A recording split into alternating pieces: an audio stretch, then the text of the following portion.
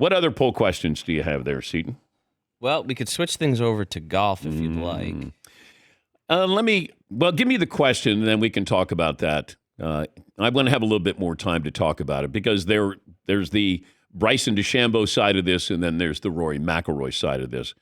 And it's almost like there were one winner, there were a few losers. Now, I'm going to say there were two winners. I think the golf course was a winner because I was surprised. If anybody was going to be under par, you had a chance to win that tournament. And I told you I played it once, and it was a miserable day. It's a beautiful course, but it's exceptionally challenging. And this is before they trick up the greens and everything else that goes with it. Like, you have a spot that you have to hit a golf ball to. And then you hope that it stays in that spot. And how many times did you see it just roll off? You can hit a great shot there. You can go up to the green. You go, you got to be kidding me. I'm in the bunker. You have to have patience, and it's really hard to have patience. You want things, even when you have a bogey, you have to go, all right, that's a good bogey. You don't have that mindset. Plus, they just played the PGA Championship in Louisville. You're getting 21 under par.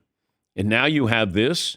Like, it's a thrill ride. You just hold on for dear life. Have you ever had a ride at an amusement park where you go, this isn't going to be fun, but you have to do it? You know, there's one that dropped like 100 feet, and you're like, that's what this is. It's not fun. It's survival of the fittest, and that's what you saw. And what I love about golf, it's right there in front of you. You can't hide. It's like a boxer. I can't do anything other than right there. It's right there in the ring. There's no timeouts here for a golfer, and you had that on display this weekend. But any other poll questions there that aren't golf related? Then we'll dive into that coming up here in a little bit. Well, yeah, you kind of hit on what I was going to say. This U.S. Open will be remembered for Bryson winning or Rory losing. Because today it's certainly even storylines. It should be Bryson DeChambeau, who has been great this year. I think it's going to be maybe a 50-50, depending on who you like. But one has to happen for the other to happen. It was Bryson DeChambeau, then he lost the lead. And then it was Rory, and then he lost the lead. And then it was Bryson who got it back. I mean, it was the only thing I wish is they would have been paired together. That, to me, that's the ultimate. You want two guys head-to-head, big figures, big personalities. By the way, where'd this personality from Bryson DeChambeau come from? He is chatting it up, dapping it up, signing autographs during the round. At the end of the round, I mean, he was playful. Now, I know he won, but I just don't remember him being this ingratiating. Maybe he's learned that on the LIV Tour, where you get to just have fun. But Rory, watching from the scorer's tent, that was tough. Yeah. That was tough to watch. Yeah, that was pretty brutal there. Let's settle on a poll question here, at least for the first hour. Seton? Yeah, we're going to put up two to start. Okay. Who is more back in it? And this U.S. Open will be remembered for Bryson winning, Rory losing. It should be for what Bryson DeChambeau did. I think it might be the aftershocks with Rory that we're 10 years into this now, post his last major. And he's had opportunities. He had a lot of top 10 finishes. I think 6 of the last 10 U.S. Opens, he's finished in the top 10. He's had some runner-up finishes, still trying to complete the career Grand Slam with the Masters. But that was tough to watch. But, you want somebody to win.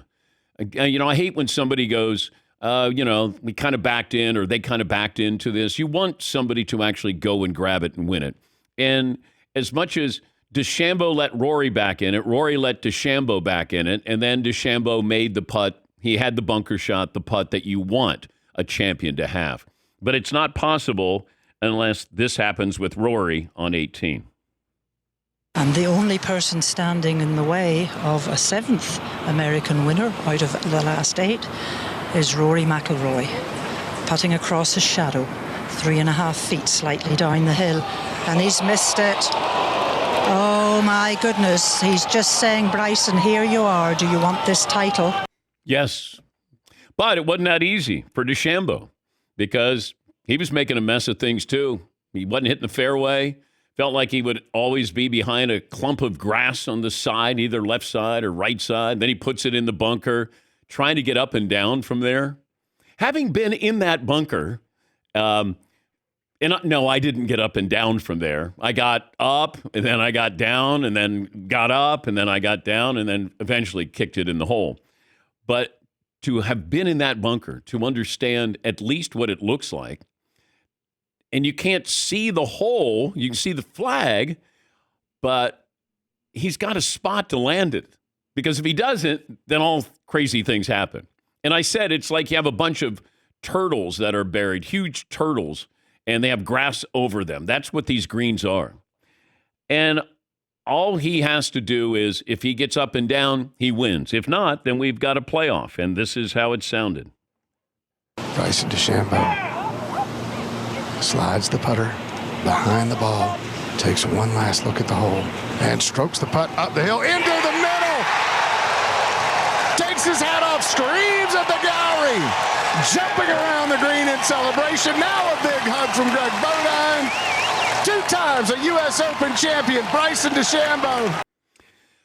So he does it, and then he very demonstrative, and it was like the crowd usually is pro Rory, but I think what they were seeing with Bryson, who is not always animated with the crowd, he's almost been robotic, but he worked the crowd, he worked the room at the U.S. Open. But he did it all 4 days, and I think the crowd just appreciated the fact that he was coming to them. He was dapping them up. He was signing autographs. I mean, giving away a golf ball, back 9. But Rory took a 2-stroke lead, and then he bogeyed 15, 16, and 18. Rory is watching this in the scorer's tent, and there's nothing he can do. Camera's on him, and he knows the camera's on him, and he's watching. And he's hoping that Bryson does what he did, and that is missing from close range. Here is Bryson talking to Scott Van Pelt on SportsCenter last night about not the putt, but the chip out of the bunker. I hit it into the bunker and wanted to hit it past that bunker up on the left and try and run it up on the green, but it just came out right and went in the bunker. And Jibo just looked at me and goes, "I've seen you make harder shots than this work. I've seen you do this before. You got this. I've seen way harder shots out of you. Come on." And he just put that positive mindset and positive energy behind me, allowed me to take that 55-degree out, 55 yards, walked it off. I knew where I needed to land at 30 yards, and I've done so many explosion shots like that. Luckily enough, I hit it out, came out perfect, and rolled up there nicely to have just a nice 4.5-footer for par. Yeah, but having a caddy like that, too, that you allow to have that input, because some golfers basically say, hey, keep up and shut up. But you know, when you have that relationship, and you see this with a lot of guys, certainly Jordan Spieth and his caddy, that you have that relationship and you allow him to have an opinion, and that it's a team effort. And that's what it was yesterday. And then congratulations to DeChambeau, because I did wonder, he seems to be the one player from Live Tour who is able to get back into the competitive mode. Because part of the problem with Live is it's just a kind of a get-together with golfers making a lot of money. Music playing, and you're wearing shorts, and there's no pressure there. Now you have pressure. And we've seen some of these golfers who haven't done well, who have come over from Live Tour to play in the majors. But DeChambeau, give him credit. By the way, I'm watching the final round, and I have a friend, a snarky friend, who goes, hey, how's that DeChambeau, or how's that Scheffler versus the field thing going for you? And I went, okay. I don't know if it was me, but he said, you kept bringing it up. I said, I did, that he was entering the Tiger neighborhood where it's him against the field. But, you know, Scheffler played terrible, and, he didn't putt well. I mean, it's those greens, I cannot stress, and I played Augusta. These greens, if you say I could putt on Augusta's greens and take my chances, or this, give me Augusta. But those greens are impossible. Impossible. And just the fact that, having like speed is so important. Touch is so important. And it's so nuanced there of I can hit it here and I have a better chance. Rory sometime would hit a shot closer, but he'd be above the hole, which is the wrong thing to do. But what DeChambeau did, that's really, really impressive. So he has 2 Open titles now. And look, he was 1 over. He shot a 1 over 71. So he's over par. The last time you had somebody who was over par and won was Graham McDowell. That was 14 years ago at Pebble Beach. He was 3 over par, and he won the U.S. Open. Woo! Ow! Stat of the day! Stat of the day! Stat of the day! Stat of the day! This is the stat of the day! Stat of the day. Brought to you by Panini America, the official trading cards of the Dan Patrick Show. Rory McIlroy is one of my favorite interviews because I do think whenever you ask him a question, he thinks and gives you an answer. It's not a kind of pre-written answer. He actually gives thought to your questions and his answers. He's always accessible. He should have been accessible yesterday. Yes, it is tough, but you're the face of the PGA Tour.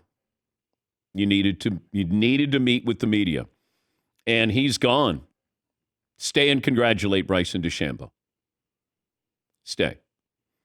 But you're done. You sign your scorecard after you realize you're not going to win. You're in your courtesy car that he was driving to go to his private jet to fly back home. Now, I know he's been going through an awful lot. He and his wife reportedly are getting back together, some reconciliation. I think he's taken on far more than he thought he was going to or should have when it became the face of the PGA Tour. He was the name. He was the one who was being interviewed. He was the one asked about Live Tour. You need to meet with the media. And he failed with that responsibility. You owe it to the fans. You owe it to the TV partners. You need to be there in front of the media. You can say, look, I'm crushed. I don't have anything really to add. I have to go home and figure this out. I put a lot of pressure on myself. I had my chances. That putt was tricky. Whatever it is, but you have to feed the media there. As tough as it is. And I've said this before. When Bill Buckner had the ball go through his legs, Game 6, when the Red Sox and the Mets at Shea Stadium, they're going to win the World Series. And Bill Buckner was there at his locker and answered everybody's questions.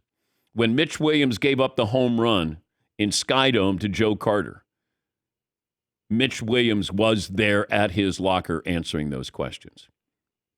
It's tough, but you have to do it.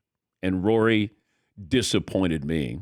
Not that that matters to him, but as a fan of his, a fan of golf, and a fan of that moment there, talk to the media. It's what you're supposed to do. And granted, it's not pretty, and it feels horrible. And the questions are going to be, can you ever win another one? I mean, it's 14 years or 10 years here. The same questions are coming there, but you owe it to the sport because it was almost heroic that you were down, I think, 3 starting the day, and you battled back and you played great, and then you didn't play great. Got to meet with the media. Yeah, Paul. I have really mixed feelings on this one because Rory for 10 years has always met with the media after a loss, always been accessible. And, he made $2.3 million. He was getting paid by people, so he should actually do an interview almost out of obligation for the check. Yeah. But I wonder if he was really maybe losing it a little bit there at the end because he was in his car 6 minutes after DeChambeau sunk his putt. I mean, his people were scrambling. But even give NBC just a little interview. Right, Maybe a single walk-off interview. 3 minutes. I agree. I totally agree. But I wonder if he was having maybe a little bit of a, I can't do this one. I'm about to lose it. I'm going to guess you have a breakdown there. Yeah. You're depressed. You're down. It's Father's Day. It's tough. But you got to, you should say, hey, I'll do 3 minutes with you. I'll try to keep it together for 3 minutes. We needed to hear that. DeChambeau was wonderful. He was throughout. He stayed for hours. He might still be there for all I know, but he was great. And somebody must have grabbed him and said, "Hey, you know what? You can change your whole image here. You can be the next Mickelson. You can be the people's champ. Walk in there, saying hello, autographing, giving dap there, interacting." He had a great weekend. That is a great weekend for him. Dana in Vermont. Hey, Dana, what do you have for me? Hey, how you guys doing today? Thanks for taking my call. Yep. First time, long time. 5'10", and still recovering soft COVID 220. Soft.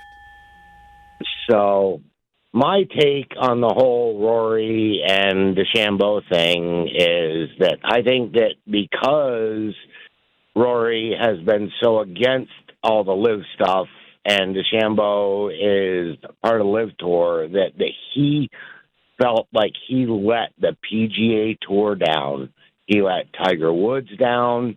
He let all PGA Tour fans down by giving that up to Bryson with those two short missed And putts. maybe so. We still have battle lines drawn. I don't want the live tour players to do well because they're trying to take down the PGA Tour. And I love watching the PGA Tour. And the live tour can't brag that, hey, our guy won. We have the best tour. You've paid over $1 billion to these golfers. If they don't do well, what's that say about your league that you're trying to start? And so was I rooting for Rory? I was, but then I realized I don't want to root against Bryson DeChambeau. Just because, I don't have any interaction. I don't know if he's ever been on the show, but I liked what I saw. So that kind of clouded it a little bit there that, yes, do I want Rory to win? He's been very generous with his time on the show, and he's a good interview. He's fun. He started out winning four early, and he hasn't won since. And you hate to see or hear somebody being labeled a loser or can't win the big one. But that's what he's sort of becoming known for, that he can't win. He can't close out. Not fair, but that's what happens. You get there, you can't win. You can't close out. And when you have 3 bogeys in the final, 4 holes or 5 holes, yeah, Seton. That is why it was so tough. I think in that front 9, they're talking about, he's usually missing these putts right here. And these normally his putter lets him down in these big moments, but it's not today. Like, oh my gosh, he still had so many more to go. You can't say that. I know. Because that's exactly what played out, And he was making these shots. He's draining these putts. And that's usually what, evades him on Sundays. But Bryson DeChambeau, that was wonderful. It was. That's big boy golf. You got to get up and down. And how many times do we do this? Hey, this shot to win the NBA championship. Hey, this putt to win the U.S. Open. We all have those in the backyard or at the golf course. And Bryson DeChambeau had that. I get up, I get down, and I win the U.S. Open. Congrats to him.